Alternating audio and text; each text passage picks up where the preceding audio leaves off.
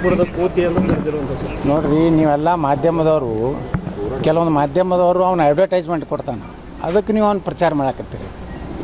ನಿಮ್ಗೇನಾಗೈತಿ, ಒಂದೇನು bogus tuition ನಡೆಸ್ತಾನಲ್ಲ, ಅದಕ್ಕೆ ಇಂಥವ್ರನ್ನೆಲ್ಲ ಅಯೋಗ್ಯರನ್ನು ನೀವು ಅಡ್ವರ್ಟೈಸ್ಮೆಂಟ್ ಕೊಡೋದು ನಿಮ್ಮ ಉದ್ಯೋಗ ಆಗೈತಿ ಮಾಧ್ಯಮದವ್ರು.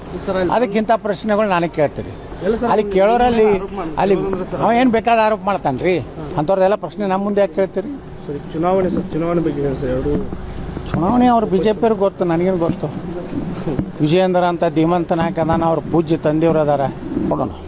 ಪ್ರದೀಪ್ ಈಶ್ವರ್ಗೆ ಚಪ್ಪಲಿ ತೋರಿಸಿರುವಂಥದ್ದು.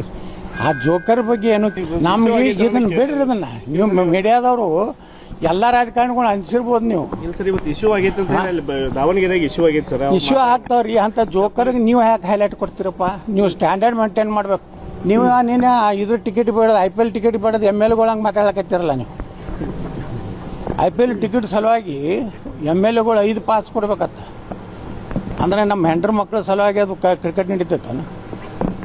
ಸರ್ಕಾರ ಕೊಟ್ಟು 2-3 ಲಕ್ಷ ರೂಪಾಯಿ ಪಗಾರ ಕೊಡ್ತಾರೆ ನಮಗೆ.